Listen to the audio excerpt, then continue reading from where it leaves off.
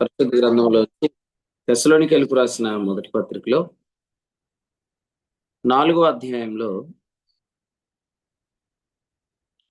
మనము 17వ వచనాన్ని చదువుకుందాం. ఆ మీదట సజీవులమై నిల్చుండి మనము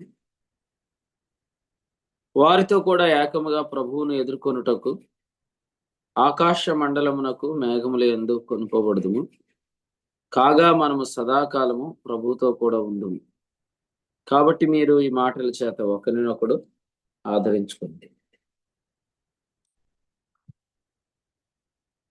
గత వారంలో మనము 16వ వచనంలో కొన్ని విషయాలు విన్నాం.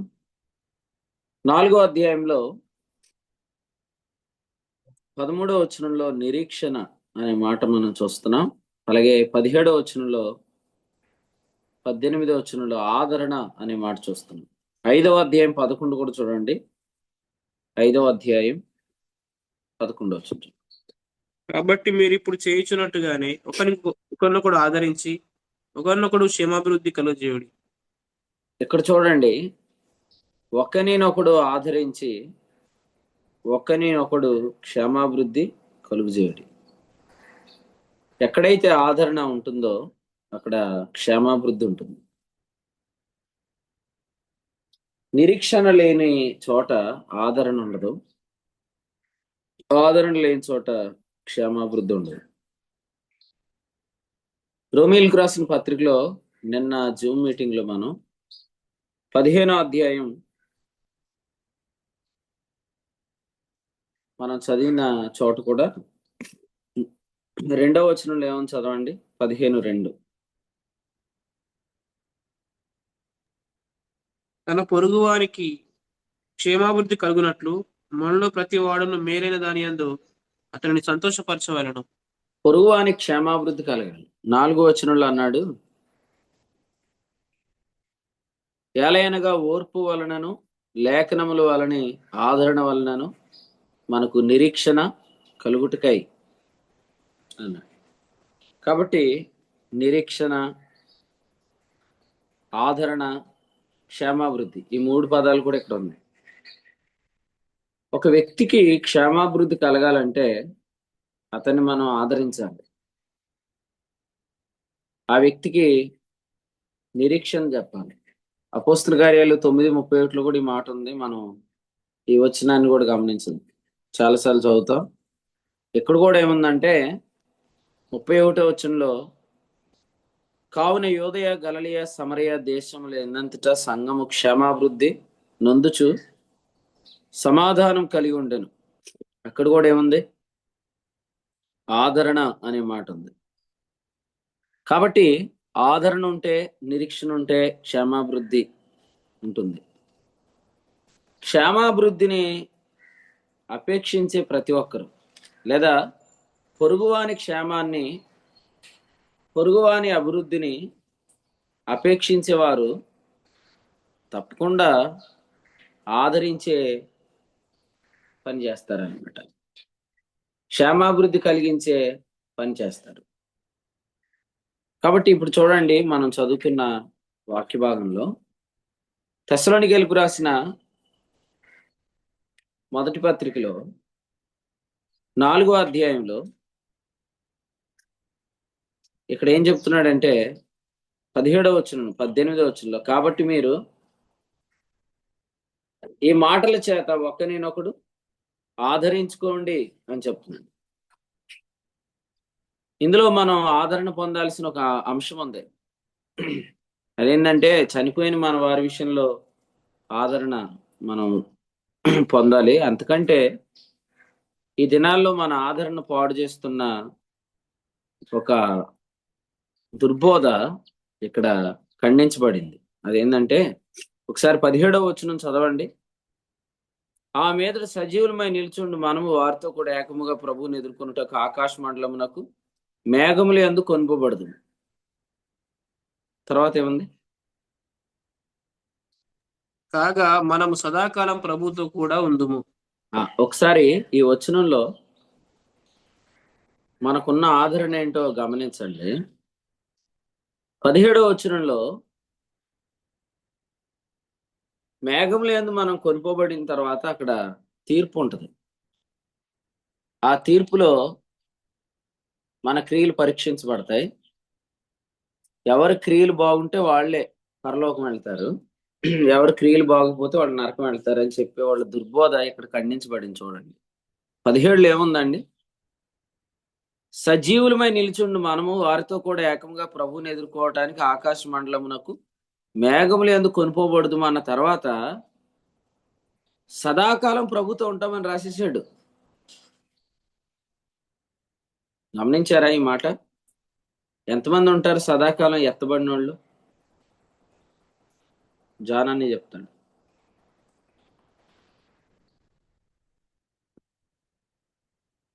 జాను, ఒకసారి ఈ వచనంలోంచి ఆన్సర్ చెప్పు. ప్రభు వచ్చినప్పుడు కొనుకోబడే వారిలో ఎంతమంది ఆయనతో సదాకాలం ఉంటారు?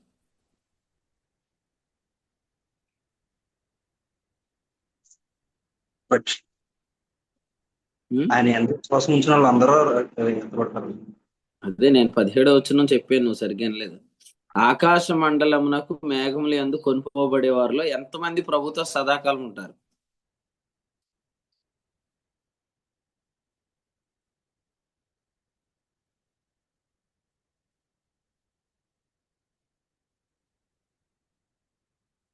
సందీప్ పాస్టర్ గారు, ఎంతమంది ఉంటారు? ఆకాశ మండలమునకు మేఘములు యందు కొనుకోబడిన వారిలో ఎంతమంది సదాకాలం ప్రభుతో ఉంటారు? అందరూ అందరూ. కొనుకోబడిన వాళ్ళు అందరూ. ఒకవేళ కొనుకోబడిన తర్వాత అక్కడ జరిగే తీర్పు క్రీస్తు న్యాయపీఠం అనే తీర్పు, కొందరు చెప్తున్నట్లుగా అది క్రియలను బట్టి తీర్పు జరిగిద్ది. ఆ తీర్పు పాపి అనే తీర్పు ఒకవేళ అయ్యుంటే ఎంతమంది ఉంటారు ప్రభుతో? మేఘములు ఏమందు కొనుకోబడిన వారిలో ఎంతమంది ప్రభుతో సదాకాలం ఉంటారు?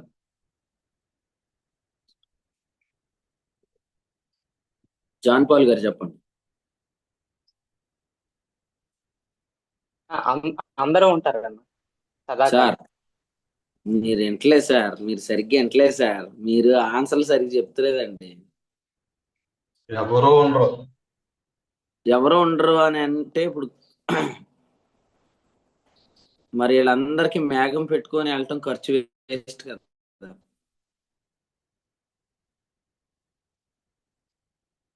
చక్కెర అన్నా ఏమంటావు నువ్వు? ఎంతమంది ఉంటారు?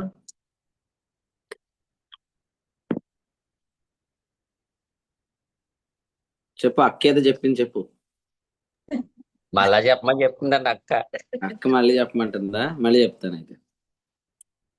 దొరికిపోతావు ఎందుకులే, మళ్ళీ ఒకసారి చెప్పమని పాస్టర్ గారు నన్ను ఉంటది. సర్లే చెప్తాను.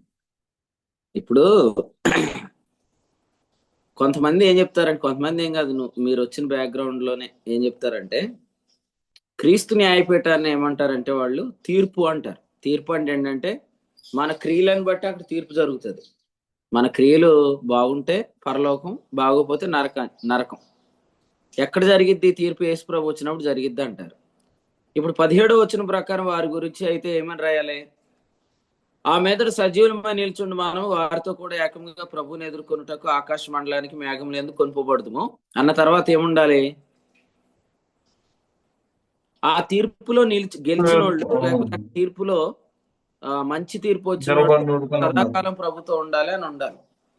కానీ ఈ మేఘాల మీద వెళ్ళిన వాళ్ళందరూ సదాకాలం ప్రభుతో ఉంటున్నారు అని ఉంది, అంతే కదా?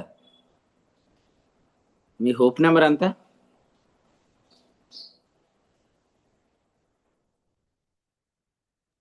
పదిహేడు 17 వచ్చినమే మీదే. ఇది చెప్పండి. ఇప్పుడు క్వశ్చన్ మీకు ఇప్పుడు అడుగుతున్నాను, ఇప్పుడే ప్రశ్న స్టార్ట్ చేశాను. ఒకవేళ మేఘాలు యందు వెళ్ళిన తర్వాత తీర్పే జరిగింది అనుకోండి, సదాకాలం ప్రభుతో ఎంతమంది ఉంటారు? అది ప్రశ్న మీకు.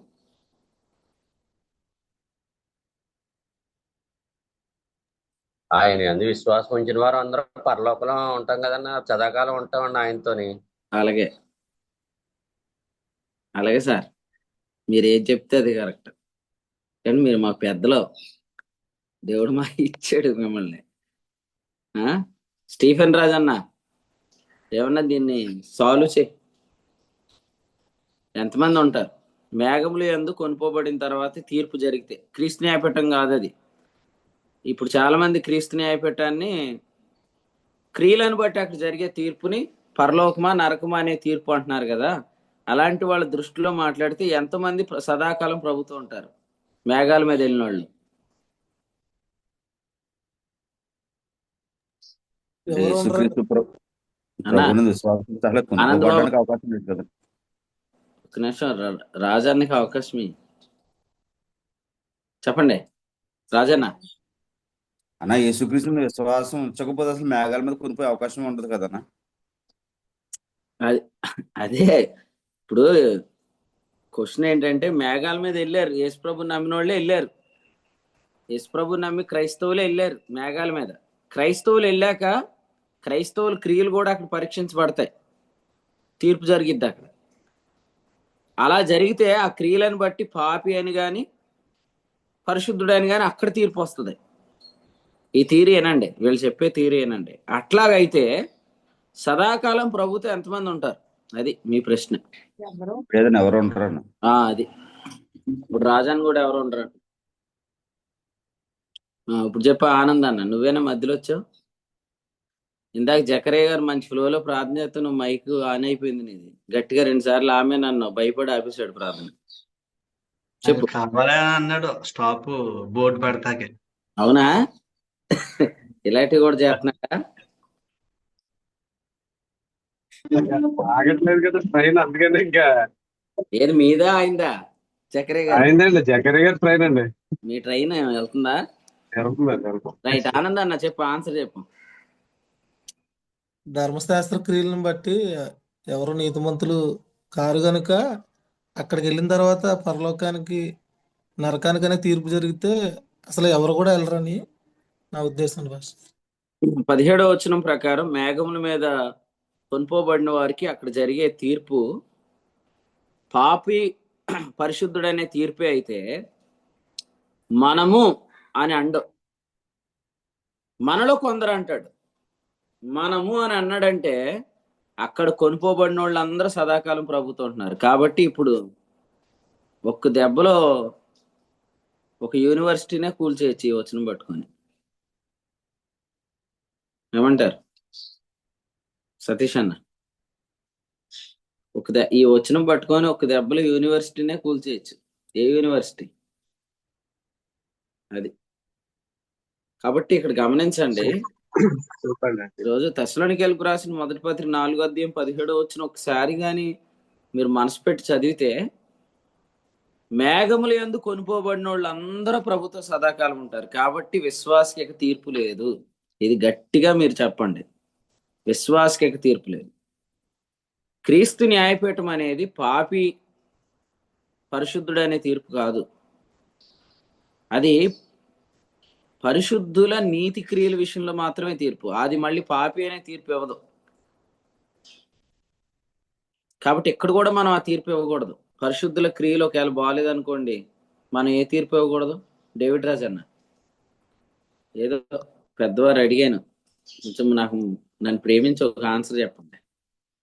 ఇప్పుడు పరిశుద్ధుల క్రియలు బాగాలేదు, మనం ఏమని తీర్పు ఇవ్వకూడదు వాళ్ళకి?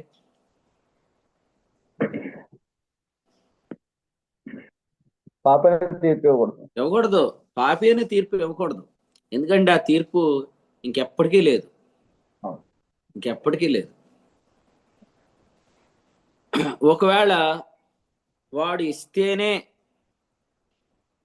మంచి క్రియలు చేస్తాడు అనే భ్రమలో కానీ మీరు ఉంటే, అది ఖచ్చితంగా 4వ అధ్యాయం 17వ వచనానికి విరోధమైంది. ఎందుకంటే అసలు పరిశుద్ధుల క్రియలను బట్టి పాపి అనే తీర్పు దేవుడే ఇవ్వలేదు 17వ వచనంలో. అసలు ఎవరు మేఘం ఎక్కిన వాళ్ళందరూ ఇక ప్రభుత్వ సదాకాలం ఉంటారు. కాబట్టి మేఘం మీద వెళ్ళటమే ధన్యత, మేఘముల మీద వెళ్ళటమే ధన్యత. మేఘముల మీద ఎంతమంది వెళ్తారు? 4వ అధ్యాయం చదవండి, 13వ వచనంలో సహోదరులారా అని సంబోధించాడు. 5వ అధ్యాయం 1వ వచనం చదవండి, సహోదరులారా అని సంబోధించాడు. 4వ వచనం చదవండి, సహోదరులారా అని సంబోధించాడు. సో ఈ వచనాలన్నిటిని బట్టి క్రీస్తునందు విశ్వాసులైన వారందరూ ఈ అధ్యాయంలో సహోదరులు అని సంబోధించబడ్డారు. మిగిలిన వారు 13వ వచనం చదవండి. ఇతరులు. 3వ వచనంలో ఏముంది? లోకులు. కాబట్టి లోకం వేరు, సంఘం వేరు. సంఘం అంతా వెళ్ళిపోయిద్ది. సంఘం అంతా సదాకాలం ప్రభుత్వం ఉంటుంది. ఒక్క విశ్వాస క్రియ కూడా చేయనోడు పాపి అనే తీర్పు పొందుతాడా? పని అంతా కాలిపోయిందండి. కాలిపోయే అవకాశం ఉందంటారా? విశ్వాసి యొక్క పని అంతా కాలిపోయేదానికి అవకాశం ఉందా? ఉంది, అవకాశం ఉంది. ఉంది. మీరు చదవండి. కొరింథీయులకు రాసిన మొదటి పత్రికలో అవకాశం రాశాడుగా. 3వ అధ్యాయంలో ఏం రాశాడు? అగ్నిలో నుండి తప్పించుకున్నట్టు రక్షించబడును. 15వ వచనం.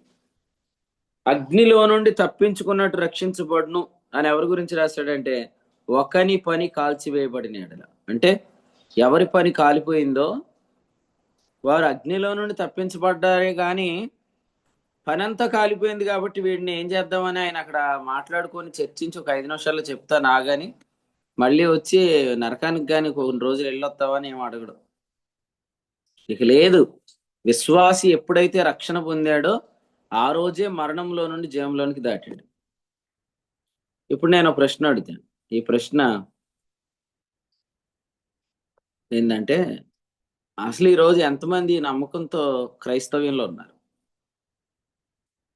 యేసు ప్రభువుని నమ్మాను, పాపక్షమాపణ పొందాను, ఆయన రక్తం చేత కడగబడ్డాను, ఆయన దృష్టికి అంగీకరించబడ్డాను, కాబట్టి నేను సదాకాలం ప్రభుతోటే ఉంటాను కానీ నరకం వెళ్ళే ఛాన్సే లేదని మీకు తెలిసిన క్రైస్తవ్యంలో ఎంత పర్సంటేజ్ నమ్ముతున్నారు?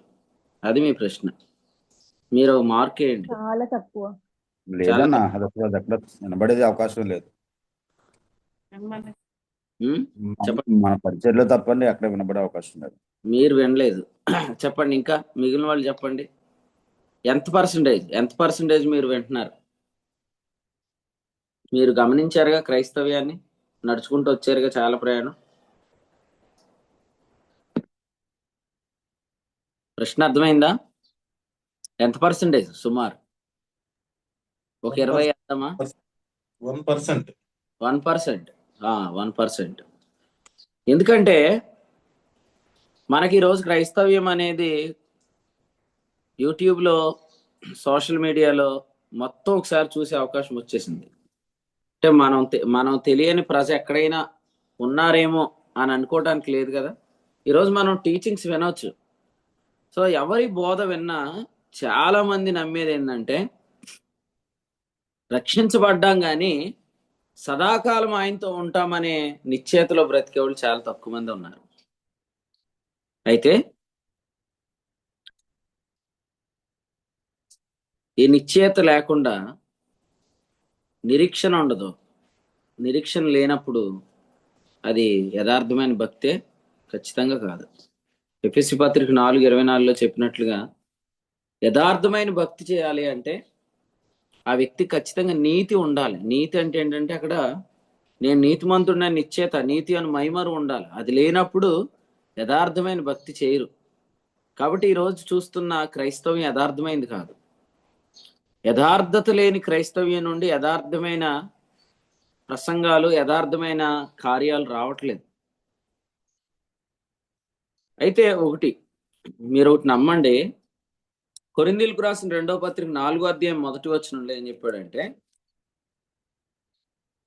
కరుణించబడ్డామని చెప్పాడు. అది మీరు నమ్మండి. నేనే ఎందుకు అని మనం ఎక్కువ ఆలోచించకుండా ప్రభు మనల్ని కరుణించాడు అని మీరు నమ్మి స్తుతించండి. మనం పౌలు రాసిన పత్రిక దగ్గరగా ఉన్నామా దూరంగా ఉన్నామా అనేది ఆలోచన చేసుకోండి. పౌలు గారు చాలా క్లియర్గా ఏం చెప్పాడంటే యేసునందు మృతి నొంది లేదా యేసునందు నిద్రించిన వారిని దేవుడు ఆయనతో వెంట పెట్టుకొని వచ్చినప్పుడు సజీవులమై నిలిచుండు మనము వారితో కూడా ఏకముగా ప్రభువుని ఎదుర్కోవడానికి మేఘంలో ఎందుకు కొనుకోబడినప్పుడు మనము సదాకాలం ప్రభుతో ఉంటాం. కాబట్టి ఏ డౌట్ లేదు, యేసుక్రీస్తును రక్షకునిగా అంగీకరించిన వారందరూ సదాకాలం ప్రభుతో ఉంటారు. రవణ, ఇందులో ఏమైనా డౌట్ ఉందా? శ్రీకాకుళం. ఉన్నాడా? వచ్చాడా ఈరోజు?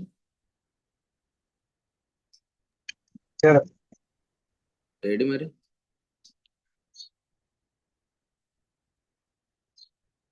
రాజేష్, నీది వీడియో ఆఫ్ లో ఉంది.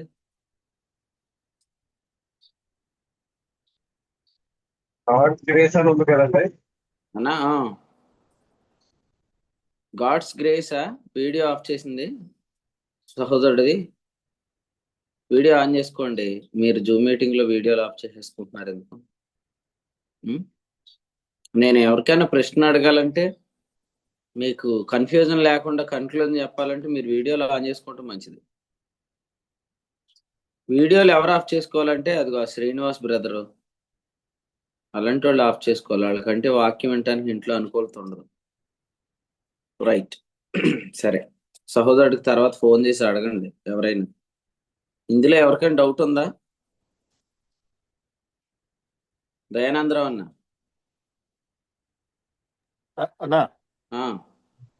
రక్షించబడిన వాళ్ళందరూ ఆయనతో సదాకాలం ఉంటారని నమ్ముతున్నావా? కొందరు ఉంటారనుకుంటున్నావా? అందరూ ఉంటారు. అందరూ ఉంటారు, డౌట్ లేదు. ప్రభు స్తోత్రం. ఈ మాటల చేత ఒక్కరినొకడు ఆదరించండి.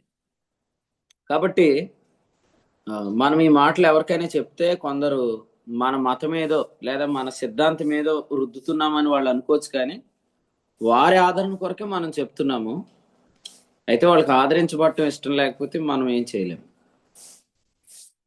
వాళ్ళని ఆదరించాలని మనం ఆశపడుతున్నాం. వాళ్ళు ఆదరించబడాలని వారికి ఇష్టం లేకపోతే మనం ఏం చేయలేము. ఈరోజు ఈ వచనాన్ని ఇలా చెప్పని వారు అందరూ కూడా ఎదుటి వ్యక్తి యొక్క ఆదరణ దెబ్బతీసేస్తున్నారు. ఈరోజు ఎంతమంది క్రైస్తవులు ఆదరించబడట్లేదు మీరు ఆలోచన చేయండి. రాజరస్ అన్న, ఎంతమందికి ఆదరణ లేదు సంగారెడ్డిలో?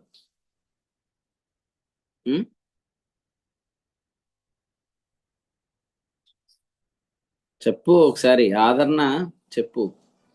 ఆదరణ చెప్తే నీ సిద్ధాంతం చెప్తున్నావు అనుకుంటారు వాళ్ళు, కానీ చెప్పాలి మరి.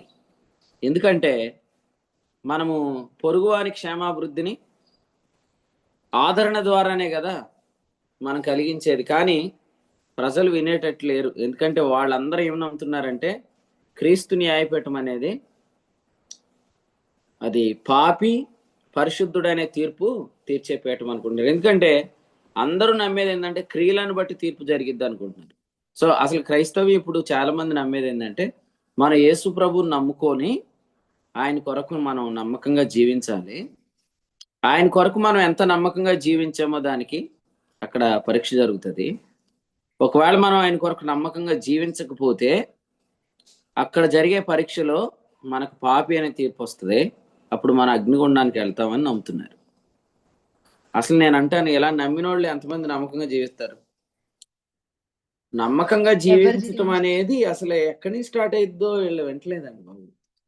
నమ్మకంగా జీవించటం అనేది ఎక్కడి నుంచి స్టార్ట్ అయిద్ది అంటే రోమాపత్రిక 5వ అధ్యాయంలో మొదటి వచనంలో ఏముందంటే మనం దేవునితో సమాధానపరచబడిన తరువాతే మనము కృపలోనికి వస్తాము లేదా జీవంలోనికి వస్తామని రాశాడు. మీరు ఒకసారి రోమీయులకు రాసిన పత్రిక 5వ అధ్యాయము 9వ వచనం మీరు చదవండి, లేదా 10వ వచనం మీరు చదవండి.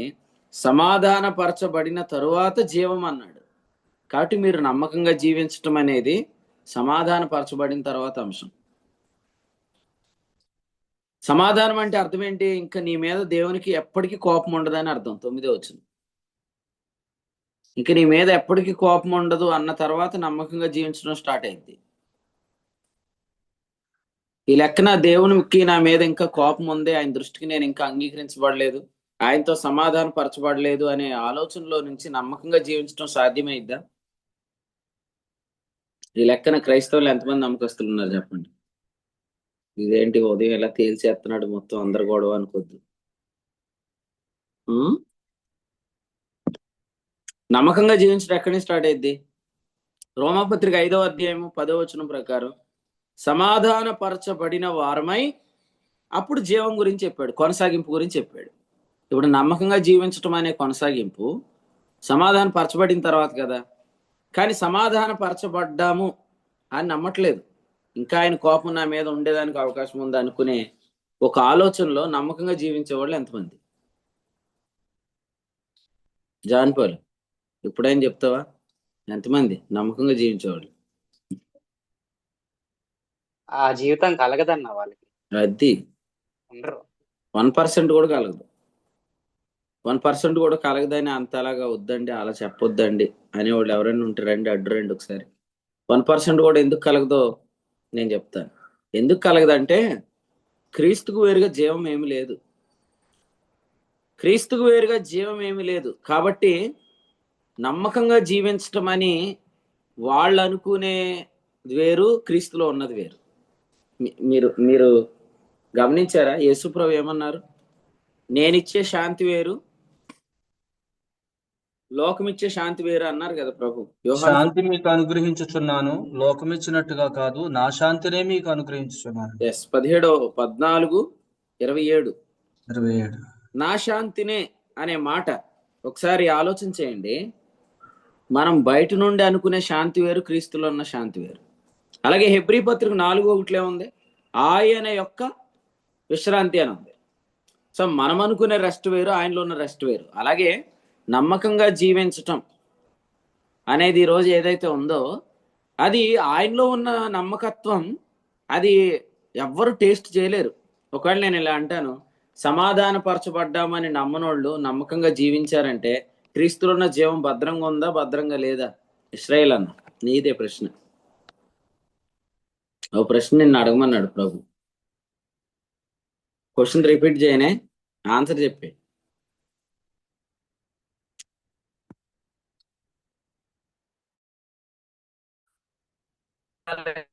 చెప్పండి, ఆన్సర్ చెప్పండి. ఏం లేదండి, ఏండి పాప రెడీ అవుతుందండి. సత్య డబ్బులు అడుగుతుంది ఏంటి? ఛార్జీలు డబ్బులు ఆటోకి.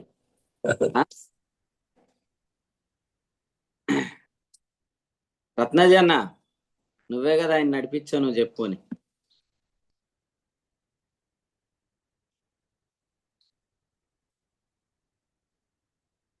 ఈయన ఏం లేనట్టున్నాడు, ఇప్పుడు బైబిల్ తిరిగేస్తున్నాడు.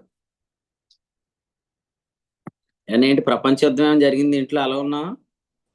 సర్లే, తర్వాత ఫోన్ చేసి చెప్పు, ప్రార్థన చేస్తాను.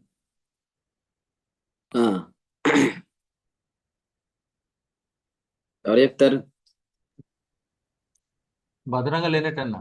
భద్రంగా లేనట్టు తేల్చేసావన్నా. భద్రంగా లేనట్టు. ఇప్పుడు క్రీస్తులో ఉన్నవి ఏది కూడా సమాధానపరచబడ్డామని నమ్మనోళ్ళకి కలగదండి. అలా కలిగితే క్రీస్తులో ఉన్న జీవం భద్రంగా ఉంచబడినట్టు కాదు. కాబట్టి ఈరోజు ఏ సంఘాలలో అయితే సమాధానపరచబడ్డామనే నిశ్చయత కలిగించట్లేదో అక్కడ నమ్మకంగా జీవిస్తే అనే మాట చెప్తున్నారు, కానీ ఆ జీవం వాళ్ళకి కలగదు. మీరు కావాలంటే 5:17 చదవండి. జకరియా అన్న 17 వచనం చదువు. రోమేలుకు రాసిన పత్రిక 5:17.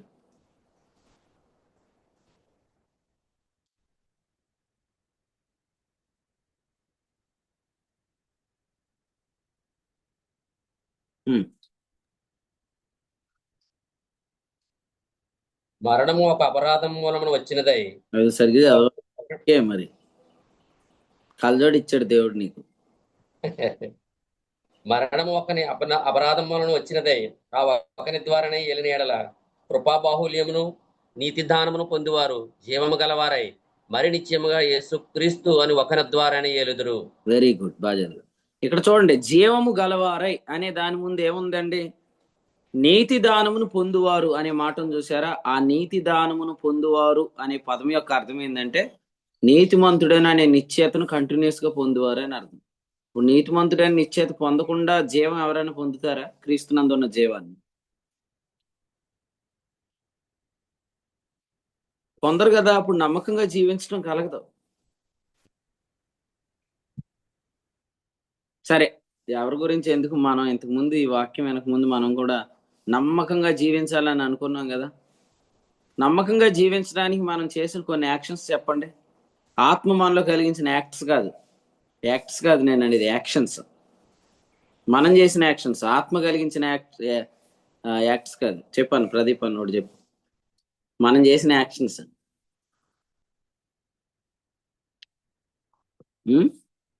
నమ్మకంగా జీవించడం అనే దానికి.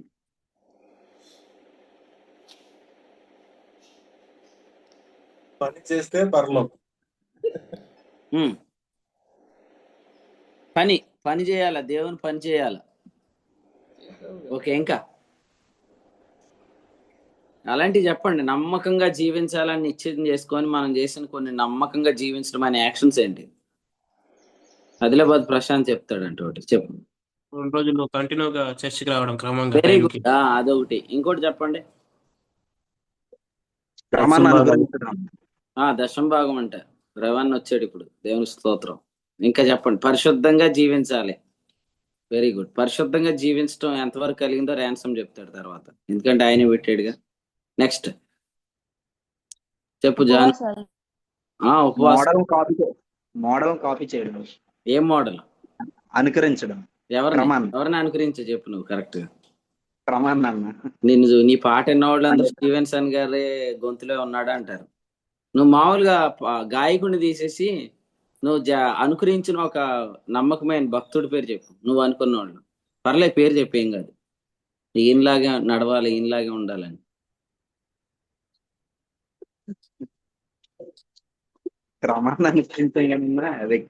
పేరు చెప్తలేదు చూసారా? పేరు చెప్పడం. తర్వాత ఎవరని చెప్పండి. ఇంకేంటి నమ్మకంగా జీవించటం? ఎవరు బాబు ఆయన? అయ్యారు నమస్తే అండి, కరెక్ట్ మాస్టర్.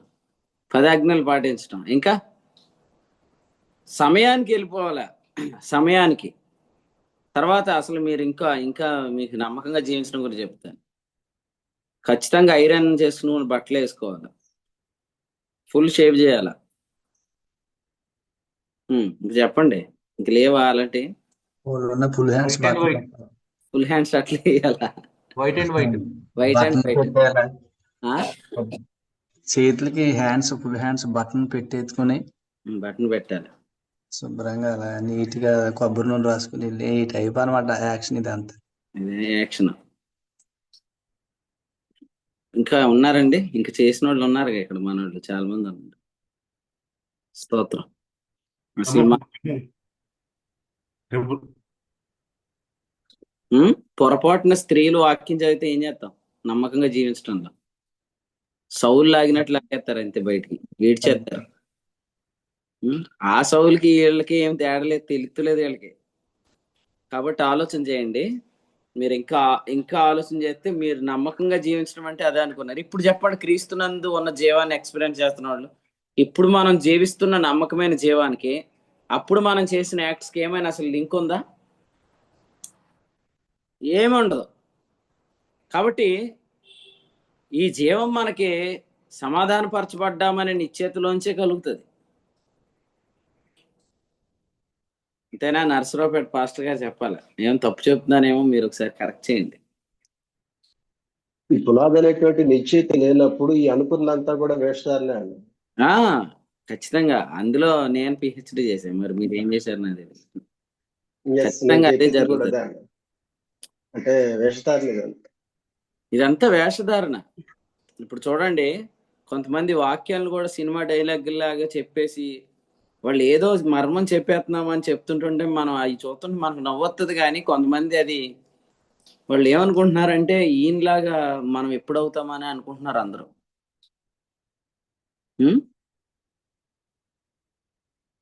అండి జఫనీ శాస్త్రి గారు, సుమంత్, హోప్ నెంబర్ 53 అంతే కదా?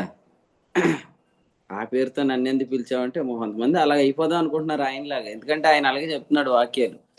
అట్లా చెప్పేటప్పటికి అసలు ఎంత డెప్త్ లో మనం వెళ్ళిపోవాలనుకుంటున్నారు. ఆయన ఎంత నటిస్తున్నాడు అనేది నాకు తెలుసు. మీలో ఎంతమంది తెలుసు? అలాంటి వాళ్ళు అన్ని డినామినేషన్లో ఉన్నారు ఈరోజు. మన సిస్టర్ అండ్ అసెంబ్లీలో అయితే ఇంకెక్కువ మంది ఉన్నారు. కాబట్టి ప్రభు వచ్చినప్పుడు మొత్తం అందరూ కూడా అంజూర పాకులు కట్టుకుని నుంచుంటారు. ఈరోజు వాళ్ళు ఎన్నో ధరించేశారు అన్నట్టు కనపడుతున్నారు, కానీ రేపొద్దు వాళ్ళందరూ అంజూర పాకులు కట్టుకొని నిలబడతారు. కాబట్టి ఈ వచనాలు వింటున్నప్పుడు మీకు ఏమనిపించాలంటే ధైర్యంగా ఎంత పెద్దోళ్ళైనా చెప్పాలనిపించాలి. ఎందుకంటే మీరు అనుకున్నట్టు వాళ్ళు అనుకుంటున్నట్టు వాళ్ళు లేరని మీకు తెలుసు కదా. మీకు వచ్చే చిన్న ఉదాహరణ చెప్తాను, మీకు అందరికీ అర్థమవుతుంది. చిన్నప్పుడు నేను మీటింగ్స్కి ఎక్కువ సేవకులు వచ్చేటప్పుడు వాళ్ళు ఇంటికి వస్తున్నారంటేనే నేను భయపడిపోయేవాడిని అనమాట. ఎందుకంటే వాళ్ళు వచ్చిన కాడి నుంచి అన్ని లోపాలే చెప్తారు. వేసుకున్న షర్ట్ కాడి నుంచి, ఆరాధన చేసాను ఇటువంటి షర్ట్ వేసుకోవచ్చా కానీ చెప్తారు. సో వాళ్ళు వస్తున్నారంటే, వాళ్ళు వచ్చారంటేనే ఇవన్నీ చెప్తారనే భయంతో నిండిపోయేవాళ్ళు. ఇప్పుడు వాళ్ళ యొక్క దిగంబరత్వం ఏంటో మొత్తం వాక్యం ద్వారా అర్థమైపోయింది. ఇప్పుడు మనం వాళ్ళకి ఎందుకు భయపడుతున్నాం? అంటే వాక్యానికి వేరుగా ఇంకా ఏమైనా ఉందా? సోర్స్ ఉందా? అందరికీ ఏది ఆధారం? రోమాపత్రిక 4:3 ఏముంది? లేఖనమేమి చెప్పుచున్నది. అంతేనండి. గల్తీలకు రాసిన పత్రికలో కూడా ఏముంది? 4వ అధ్యాయంలో 30వ వచనం, లేఖనమేమి చెప్పుచున్నది. సో లేఖనానికి వేరుగా ఏమీ లేదు. కాబట్టి ఈరోజు వాక్యానికి వేరుగా నమ్మకంగా జీవించడం అనే దానికి నిర్వచనం చెప్తున్న వాళ్ళందరూ కూడా ఎట్లా ఉంటున్నారు అనేది మనకు తెలుసు. కాబట్టి ధైర్యంగా చెప్పాలి. మీరు ఎందుకు భయపడుతున్నారు? లాజరస్ అన్న కూడా చెప్పొచ్చు. అంటే ధైర్యంగా మాట్లాడినట్టు కనపడ్డు కదా, అందుకని ఎవరైనా చెప్పొచ్చు. ఎందుకంటే వాస్తవం రోమపత్రిక 5:17లో ఉంది, వాస్తవం తెస్సలోనికైలకు రాసిన మొదటి పత్రిక 4వ అధ్యాయం 17లో ఉంది. ఈ 17వ వచనం మీరు ఒకసారి మనసు పెట్టి చదివితే అసలే పరిశుద్ధుల నీతి క్రియలు లేని ఎవరిని కూడా పాపి అని ఎంచి మాట్లాడకూడదు అనేది మనకు ఆ వచనం నేర్పిస్తుంది. అర్థమైందా? అర్థం అవ్వలేదు. మీరు చెప్పండి, ఇప్పుడు ప్రభు బల్ల అందరికి ఏమైంది చెప్పండి. దీన్ని బట్టి ఆదివారం ఇచ్చే ప్రభు బల్ల విశ్వాసుల జీవితాల్లో ఏమైంది రోజు అంటే అది ధవళ సింహాసనం అయిపోయింది. అంతేనా? నేను చెప్పింది కరెక్టేనా? ప్రభు బల్ల మీద వైట్ కలర్ క్లాతులు 2 వేస్తారు కదా, అయ్యే ధవళ సింహాసనం అని అర్థం. ధవళం అంటే తెలుపు అని. అక్కడ జరిగింది తీర్పు. ఏమని? ప్రతివాడు తను తాను పరీక్షించుకోనవలెను. ఆ ఒక్క వచనం బయటికి లాగి నెక్స్ట్ ఇంటర్ప్రిటేషన్ ఏంటి? వారమంతా ఎలా ఎలా ఉన్నా, ఈ వారం అంతా ఎలా ఉన్నా, నీ క్రియలు ఎలా ఉన్నాయి ఒకసారి పరీక్షించుకొని ప్రభు వల్ల పాల్పుచ్చుకుందాం అంటే అందరు ఎక్కడ పోతారు? ఆ ఒక్క మాట తర్వాత ఈ వారంలో వాళ్ళు చేసిన క్రియల్లోకి పోతారు. ఏం క్రియలు చేస్తారు చెప్పండి? అలాంటి వాక్యాలు వినేవాళ్ళు ఖచ్చితంగా. ఇప్పుడు అన్ని క్రియలు చేసిన వాళ్ళు కూడా తాముకి ఏమని వచ్చేసింది అంటే నేను పాపిని అని అనిపిస్తుంది. అని అనిపించిన తర్వాత తినకూడదు ఇంకా. అది వాస్తవంగా ఏం చెప్పాడు? నువ్వు దేవాలయంలో నువ్వు ఎక్కడైనా కూర్చొని తింటున్నప్పుడు ఎవరైనా నీ దగ్గరికి వచ్చి అది విగ్రహానికి అర్పించబడింది అని చెప్తే తినమన్నాడా ఆపేమన్నాడా? కొరింథీయులకు రాసిన మొదటి పత్రిక ఆపేమన్నాడు కదా, ఆపేమన్నాడు. మీరు చదవండి, ఆ మాట చాలా క్లియర్ గా రాశాడు. ఇది ప్రభు బలను గురించిన సందర్భమే, ఎవరు కాదనుకోకండి. కొరింథీ మొదటి పత్రిక 10వ అధ్యాయం కూడా ప్రభు బలను గురించిన సందర్భమే. ఆ సందర్భంలో ఏమన్నాడంటే 27లో, ఒకడు మిమ్మల్ని విందునకు పిలిస్తే అవిశ్వాసులు మీకు మనసుంటే వడ్డించింది ఏదో మీ మనస్సాక్షి నిమిత్తం విచారణ చేయకుండా తినండి. మీ మనస్సాక్షి నిమిత్తం విచారణ అంటే ఏంటంటే అవిశ్వాస పిలిచాడు కాబట్టి ఖచ్చితంగా ఈ బూరు ఏంటి, ఈ గారేంటి, ఈ స్వీట్ ఏంటి అని నువ్వేం అడగొద్దు, తినేమన్నాడు. నెక్స్ట్ 28, అయితే ఎవడైనను మీతో ఇది బలి అర్పించబడినది అని చెప్పిన ఎడల అట్లు తెలిపిన వారి నిమిత్తమును మనస్సాక్షి నిమిత్తమును తినకుడి అన్నాడు. ఎవరు మనస్సాక్షి? అలా చెప్పినా నేను తినేస్తానన్నా, ఎందుకంటే అలా చెప్పినా నా మనస్సాక్షి పాడవదాం అని అంటారనే నీ మనస్సాక్షి కాదు, ఎదుటివాని మనస్సాక్షి అని 29లో చెప్పాడు. అంటే అలా చెప్పిన తర్వాత ఏం చేద్దాం అన్నాడు? 28 చదవండి. తినకుడి అన్నాడు. అంటే ఈ లెక్క ప్రకారం ఆదివారం ప్రభు బల్ల వర్తమానం చెప్పిన వాళ్ళ తర్వాత అందరూ ఏం చేయాలి? తినకూడదు. రొట్టెను రొట్టెలాగా ఉంచేయాలి అందరూ. మళ్ళీ అతికిచ్చేసుకోమని చెప్పాలి పాస్టర్ గారిని, మళ్ళీ అతికిచ్చేసుకోండి నెక్స్ట్ వీక్ దాన్ని అని చెప్పాలి. ఎందుకంటే ఒక్కడో తినకూడదు దాన్ని. ఎందుకంటే అంతకుముందు మన మనస్సాక్షికి ఏమనిపించలేదు, కల్మషం దోచలేదు. కానీ ఈ ప్రసంగం విన్నా ఖచ్చితంగా కల్మషం దోచిద్ది. ఏది? ప్రతివాడు తను తాను పరీక్షించు. అంటే ఇప్పుడు ఏ వాక్యం చెప్పకుండా తినేమని నేను చెప్పేది? అట్లా కాదండి. 11వ అధ్యాయంలో ప్రతి మనుషుడు తను తాను పరీక్షించుకోమంటే ఏం పరీక్షించుకోమన్నాడు? 28, 27 అయోగ్యంగా తింటున్నావేమో. అయోగ్యముగా తినుట అంటే అర్థం ఏంటంటే అది క్రొత్త నిబంధన పాత్రని ఎంచుకోవట్లేదేమో. క్రొత్త నిబంధన పాత్ర వల్ల ఏం జరిగింది? ఆయన రక్తం వల్ల ఏం జరిగింది? నీవు నీతిమంతుడిగా తీర్చబడ్డావు. నీతిమంతుడిని ఎంచుకోకుండా తింటావేమోనని చెప్తున్నాడు. కానీ ఇక్కడ ప్రసంగం ఎలా మార్చారంటే నువ్వు పాపి అని ఎంచుకునేటట్టు చేశారు. అలాంటి ప్రసంగం వచ్చాక తినాలా తినకూడదా? తినకూడదు, కానీ తినేస్తున్నారు. అప్పుడు పాలువాడు అవుతాడు దెయ్యంతో. ఏంటండి అంత పెద్ద మాట? నేను అనలేదు బాబు. ఇక్కడ ఉంది, చదవండి 20వ వచనం. మీరు దెయ్యములతో పాలువారు అవుతారని ఉంది.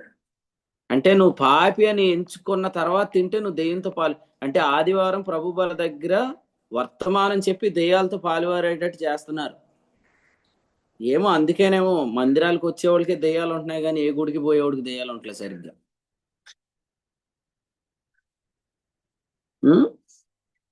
మళ్ళీ దెయ్యాలు వదలగొట్టడానికి ఒక బిజినెస్. దెయ్యాలు పట్టిస్తుంది ఎవరండి అసలే? రొట్టె రసం తీసుకొని వచ్చి దెయ్యాలు పట్టించి మళ్ళీ ఆ దెయ్యాలు వదలగొడుతున్నట్టు చేస్తున్నారు. మీరు చూడండి, రొట్టె విరిచే కూడికి అయిపోయి ప్రార్థన చేయించుకోవడానికి వచ్చిన వాళ్ళు మ్యాక్సిమం అటువంటి చర్చెస్లో ఏం చెప్తారు తెలుసా? నెమ్మది ఉండలేదన్న కుటుంబంలో, అబ్బాయి ఇబ్బంది పెడుతున్నాడు, అమ్మాయి ఇబ్బంది పెడుతుంది, వాళ్ళు కుటుంబం బాగాలేదు, అమ్మాయి వచ్చేసింది అన్న ఇంటికి, అబ్బాయి పంపించేశాడు, ఇవే చెప్తారు. ఎంతగా అసలు మీరు ఆ ప్రార్థన చేసేవాడిని పట్టుకోండి, వాడే పట్టించాడు మీకు దెయ్యం. మీకు తెలియదు ఆ విషయం కాదా? అంటే ఇప్పుడు ఈ రొట్టె ద్రాక్షరసం ద్వారా ఏం జరుగుతుందో మీరు చెప్పాలి. మరి ఇప్పుడు అంత ధైర్యం మీకు లేదా?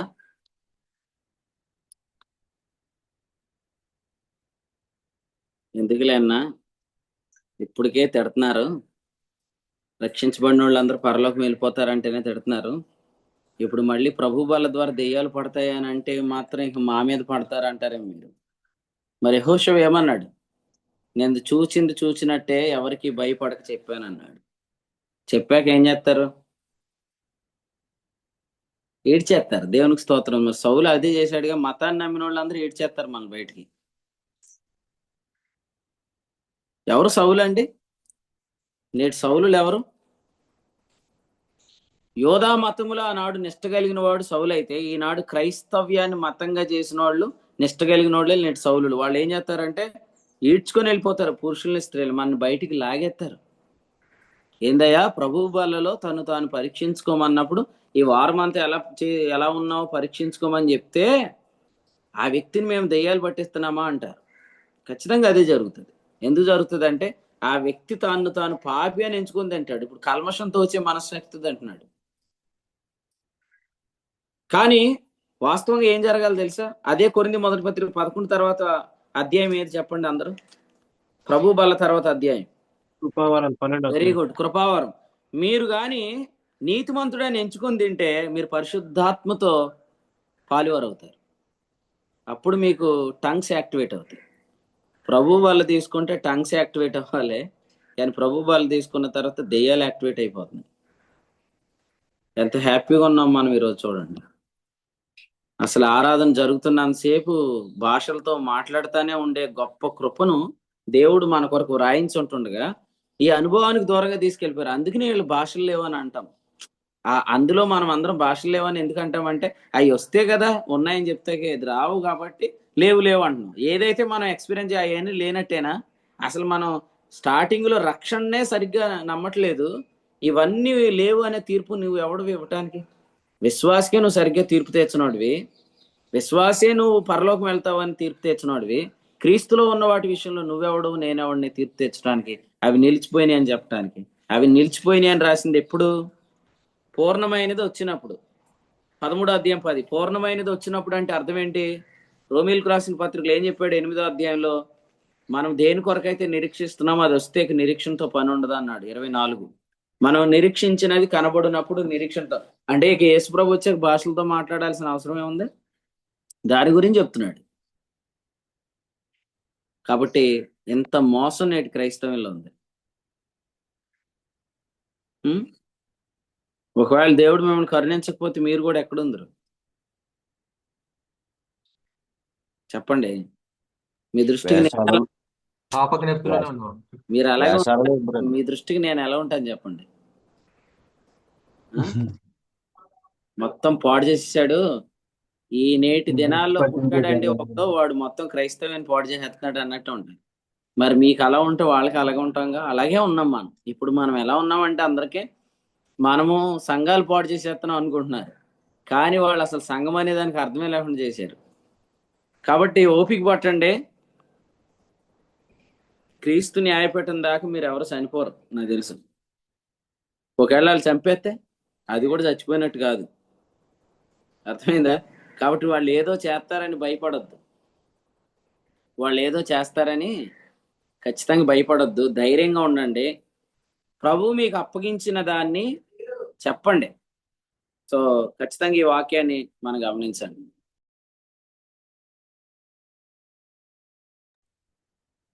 కాబట్టి రోమీలకు రాసిన పత్రికలో 8వ అధ్యాయంలో చెప్పినట్లుగా పూర్ణమైనది వచ్చినప్పుడు పూర్ణము కానీ నిరర్థకమైద్ది. ఆ దినం వరకు ఉండాల్సినవన్నీ ఉంటాయి. మీరు వాటిని ధైర్యంగా మాట్లాడాలి. అర్థమైందా? రేపు ఆయన ఒకరోజు మిమ్మల్ని న్యాయసభకి ఇడ్చుకెళ్ళారు అనుకోండి, ఎవరి ఎదుటికి? జాను, నువ్వు అసలు ఒకసారి బర్నబాస్ని తీసుకొస్తావా జాగ్రత్తగా అని చెప్పి నిన్ను ఎవరైనా అంటే నన్ను తీసుకెళ్ళు, నేను నిలబడతాను. అక్కడ కూడా వాళ్ళ ముందు టంగ్సే మాట్లాడతాను. ఎందుకంటే మాకు ధైర్యం అదే.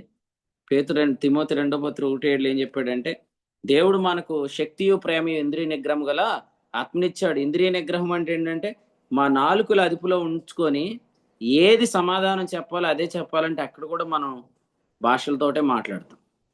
కాబట్టి ఇది మన పద్ధతి అండి. మన పద్ధతి ఎవరి గురించో మనం ఎందుకు మార్చుకోవాలి? వాక్యంలో ఏం చెప్పాడు? గలతీయులకు రాసిన పత్రిక 6వ అధ్యాయంలో మన పద్ధతి చొప్పున మనం నడుచుకోవటం 6:16. అది దేవుని ఇశ్రాయేలు. దేవుని ఇశ్రాయేలు అంటే అర్థం ఏంటి? ఇతని అందు ఏ కపటము లేదు. నిజంగా మీరు దేవుడు మనకు అప్పగించిన పద్ధతిలో నడవటం కపటం కాదు. ఆత్మను అనుసరించి క్రమముగా నడవటం 5:25 కపటం కాదు. 2:14 సువార్త సత్యం అనుసరించి క్రమంగా నడవటం కపటం. కపటం అసలు వాళ్ళదండి. కపటం వాళ్ళది. కాబట్టి అక్కడికి వెళ్ళిన తర్వాత మీకు భాషలు ఏమి ఆగిపోవు. ఒకవేళ ఎవరైనా న్యాయసభకి ఇడ్చుకొని వెళ్ళిపోతే అక్కడ కూడా ధైర్యంగా నాలుకలో టంగ్స్ మాట్లాడుతూ వాళ్ళు అడిగిన ప్రశ్నకి సమయోచితంగా మీరు సమాధానం చెప్పగలుగుతారు. కానీ సమయం రాకముందు ఎక్కడికి వెళ్ళొద్దు దయచేసి. సమయం రాకముందు ఏం చేద్దన్నాడు? కొరింథీ మొదటి పత్రిక 4వ అధ్యాయంలో సమయము రాకమునుపు 4వ అధ్యాయం 5వ వచనం తీర్పు తీర్చకండి. ఎందుకంటే అంధకార మందల రహస్యాలను వెలుగులో తెచ్చి ఆయన బయలుపరిచే రోజు ఉంది. ఆ రోజు దాకా అంటే టైం వస్తుంది, రైట్ టైం వచ్చి. ఇప్పుడే ఈ వాక్యం వినేసి ఫోన్ పెట్టగానే ఎవరి మీదకో యుద్ధానికి వెళ్ళిపోకండి. ఈ వాక్యం చెప్పింది మిమ్మల్ని ఎవరి మీదకో గెంటేయడానికి కాదు. ప్రభుని స్తుతించండి, మోకరించండి, ప్రభుని స్తుతించండి. ప్రభువా నువ్వు నన్ను కరుణించకపోతే నేనేమైపోతును అని మీరు ప్రభుని స్తుతించండి. ఇది ప్రభుని స్తుతించడానికి చెప్పిన ప్రసంగమే తప్ప మీరు ప్రభు బలలో దెయ్యాలతో పాలువారుగా చేస్తున్నారు తెలుసా అని మీరు ఏదో ఇప్పుడు చెప్పేటానికి ప్రయత్నం చేయకండి. అది ఆత్మ నడిపింపు కాదు. సమయం వస్తుంది. వాళ్ళు న్యాయసభకి ఇడ్చుకొని వెళ్ళినప్పుడు కూడా మీరు విశ్వాసం మీకున్న పద్ధతిలోనే నడవండి. వాళ్ళ కొరకు మీరేం పద్ధతి మార్చక్కర్లేదు. ఓకే, ప్రభువుకి స్తోత్రం. ఆఖరి మాట, దీన్ని అందరూ ధ్యానం చేయండి. నేను నిన్న దండగారిలో వాక్యం చెప్తున్నప్పుడు ప్రభు నాకు హృదయంలో ఒక మాట ఉంచాడు. అది మీ హృదయంలో కూడా నేను ఉంచుతున్నాను. అది మీరు ఒకసారి స్టడీ చేయండి. అదేంటంటే, ఆరంభ దినాల్లో యెరూషలేములో సంఘం ఉన్నప్పుడు యూదులకి అన్యులకి మధ్యలో గోడ పడిపోయినట్లుగా వారు క్రైస్తవ్యాన్ని ఆచరిస్తున్నప్పుడు, స్త్రీ పురుషుడు అనే భేదం లేకుండా వాళ్ళు క్రైస్తవ్యాన్ని ఆచరిస్తున్నప్పుడు, ఆనాటి యోధా మతానికి చెందిన యెరూషలేములో ఉంటున్న వారు ఆ సంఘంలోనికి వచ్చి స్త్రీలను ఈడ్చుకొని వెళ్ళారు అనే స్త్రీలు వాస్తవంగా అక్కడ లీడింగ్ చేస్తున్న స్త్రీలు అని ప్రభు నాకు నిన్న వాక్యం చెప్తున్నప్పుడు ఆయన హృదయంలో ఉంచాడు.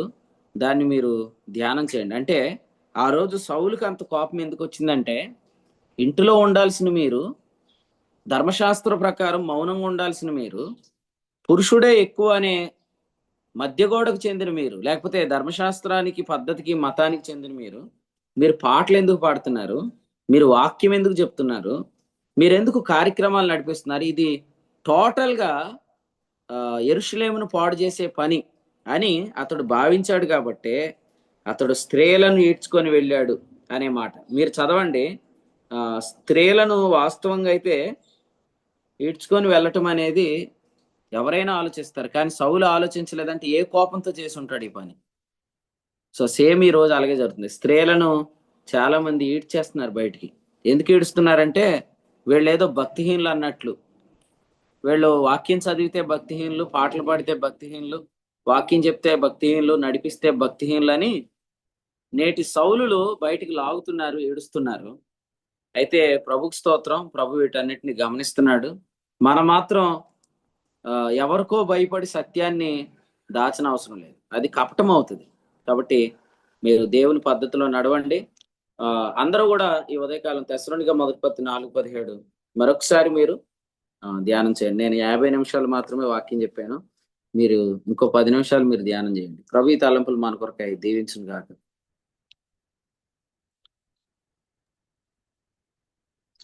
ఆమేన్. దేవుడు ఎన్నో శ్రేష్టమైన సంగతులు ఈ యొక్క ఉదయకాల సమయంలో దేవుని సేవకుల ద్వారా మనకు తెలియజేశారు. అందుని బట్టి దేవునికి మహిమ ఘనత ప్రభావం చెల్లును గాక. మనము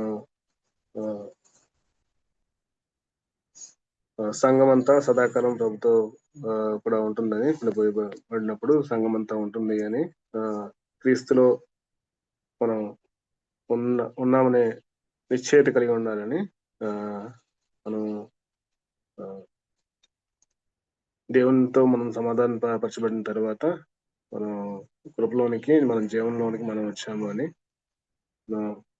సమాధానం పరచబడ్డాము అనే నిశ్చయిత లేని వారికి జీవము కలగదు అని, ఆదరణ ఉన్న చోట క్షేమాభివృద్ధి ఉంటుంది అని శాసన సంగతుల్ని యొక్క ఉదయకాల సమయంలో ఈ యొక్క తెస్సలోనిక పత్రిక ధ్యానం ద్వారా దేవుని సేవకుల ద్వారా మనకి ప్రభు తెలియజేసిన విధానాన్ని బట్టి దేవునికి మహిమ ఘనత ప్రభావం చెల్లిన గాక. మనము నిరీక్షణ కలిగి ఉండాలని చెప్పి యొక్క పత్రిక ద్వారా మనం తెలుసుకుని ఉన్నాము. శాస్త్రమైన సంగతులను అందించిన దేవుని సేవకులకి కుడి పక్షాన్ని వందాలండి. సమయంలో కుడికిలో ప్రార్థన చేసిన వారికి, అదేవిధంగా వాక్య సహార్థము వాక్య పట్టణాన్ని చదివించిన వారికి, వాక్య సహార్థం ప్రార్థించిన వారికి, కీర్తనల ద్వారా ప్రభునామాన్ని మేంపరిచిన వారికి కుడి పక్షాన్ని వందాలండి. దయచేసి గమనించండి, ఈ యొక్క ఈరోజు సాయంత్రము పెద్దాపురం ప్రాంతంలో జరుగుతున్న పరిచర్య కొరకు వీరైన ప్రతి ఒక్కరు యొక్క కొడుకులు పాల్గొనవలసిందిగా ప్రాంతంలో చేస్తున్నారండి. ఇక కొడుకు ముగింపు ప్రార్థనతో కొడుకు ముగించున్నాం. కంటపాటు ప్రాంతం నుంచి చేరొచ్చిన దేవుని సేవకులు రాజేశ్వర గారు ముగింపు ప్రార్థనతో కొడుకు ముగిస్తారు.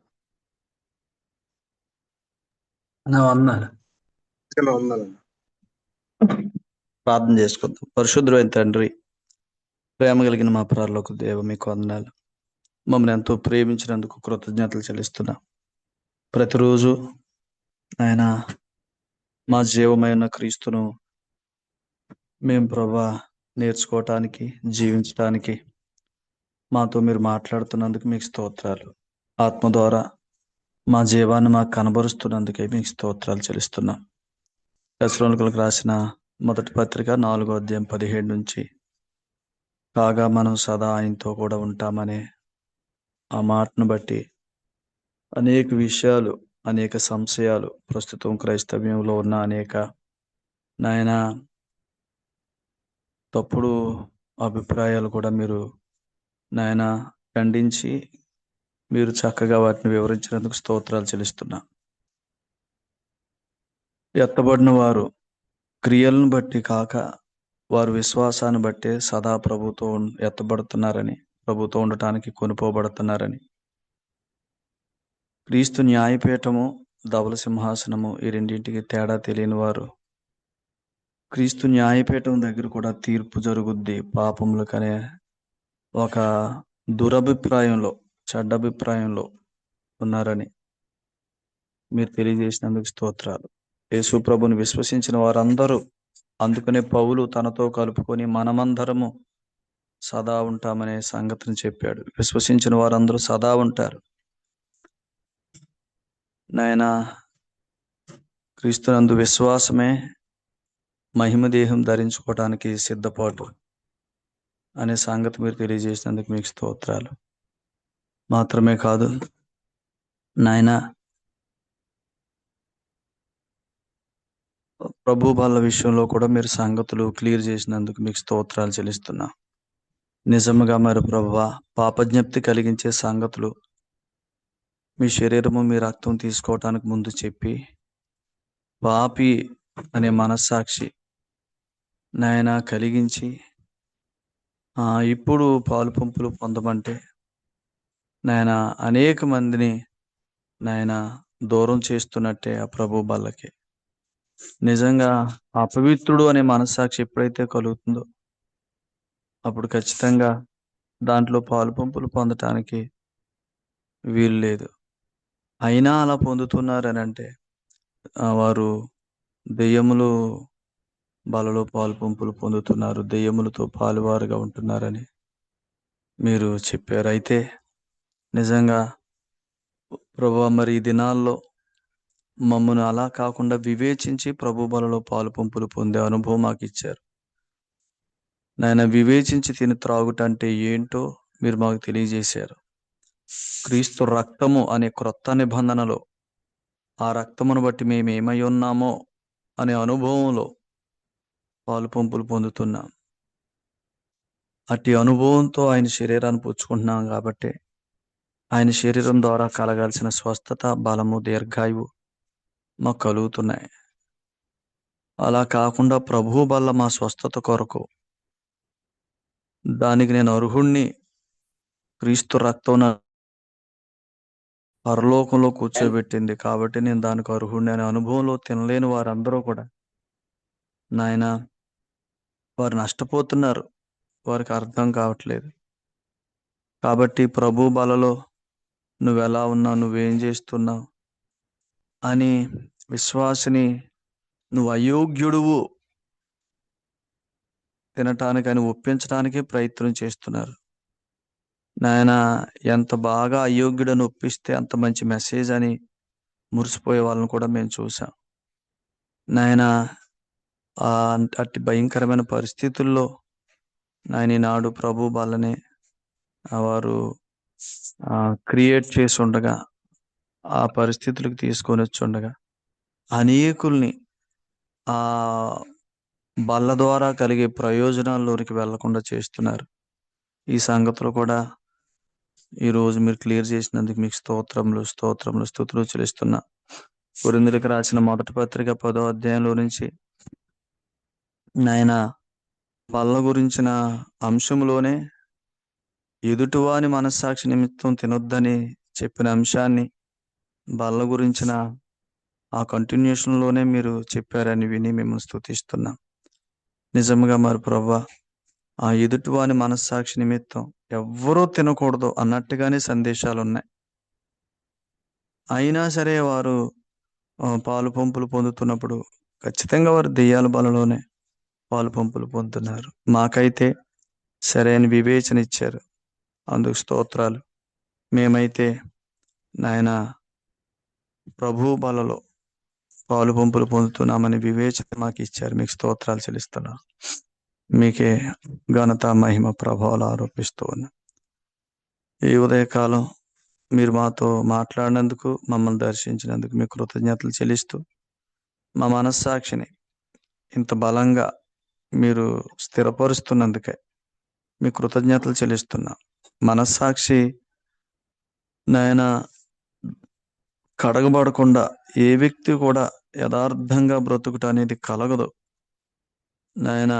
మనస్సాక్షి ప్రభువా సరిగ్గా లేకుండా ఏ విశ్వాసి కూడా యథార్థముగా జీవించడం అనేది కలగదో, వారికి జీవం కలగదు అనే సంగతి కూడా మీరు చెప్పారు. నిశ్చయత లేకపోతే జీవం అనేది కలగదని, 1% కూడా కలగదని మీరు చెప్పినందుకు మీకు స్తోత్రాలు చెల్లిస్తున్నా. ఈ సంగతులన్నిటిని బట్టి మేము స్తుతిస్తూ చేరువచ్చిన వారందరిని దీవించమని పరిచర్యలోకి సాగుతున్న వారిని నాయనా మీ ఆత్మచేత బలపరిచి ఈ దినం మీ కృపచేత నడిపించి అత్యధికమైన విజయాలలోనికి మీరే నడిపించమని, అలాగని మీ సేవకును కూడా బలపరిచి ఇచ్చిన సందేశాన్ని బట్టి కృతజ్ఞతలు చెల్లిస్తూ ఆయా పనిపాట్లలోకి, ఆయా కార్యాల్లోనికి, పరిచర్లోనికి ముందుకు సాగుతున్న వారందరితో మీ సమృద్ధి అయిన ఆత్మ సహాయం ఉంచి సమస్తం ఆత్మ ద్వారా నాయన జరిగించి అద్భుతాలు మహత్కార్యాలు ఈ దినమంతట్లో మేము చూసినట్లు మీ కృప చూపించమని యేసుక్రీస్తు ప్రభు వారి పేరిట స్తుతించి స్తోత్రాలు చెల్లించి కూడుకుని నడిపించిన మీ దాసుని బట్టి కూడా మీకు స్తోత్రాలు. ఆయన కుటుంబాన్ని దీవించండి. అలాగే పాటలు పాడి ప్రార్థించి సహకరించిన వారిని కూడా జ్ఞాపకం చేసుకోమని యేసు ప్రభు నామాన కృతజ్ఞతలు చెల్లించి ప్రార్థించి కూడుకుని ముగిస్తున్నాం తండ్రి. ఆమేన్. వందనాలన్న. వందాలన్నా. ముగింపు ప్రార్థన చేసిన దేవుని సేవకులు రాజేష్ గారికి వందాలండి. ఇప్పటివరకు నిలిచి చేయండి. వాక్యాన్ని విన్న పిల్లలందరికీ వందాలు. వాక్యాన్ని అందించిన దేవుని సేవకులకు వందాలండి. సమయంలో అందరూ ఒకరికొకరు వందనాలు తెలియజేసుకుని ఎక్కువ సెలవు తీసుకుంటాం. అందరికీ వందనాలండి. అందరికీ వందనాలండి. అందరికీ వందనాలండి. అందరికీ వందనాలండి. అందరికీ వందనాలు. అందరికీ వందనాలండి. అందరికీ వందనాలు. అందరికీ వందనాలండి. అందరికీ వందనాలండి. అందరికీ వందనాలండి. అందరికీ వందనాలండి. అందరికీ వందనాలండి. అందరికీ వందనాలండి.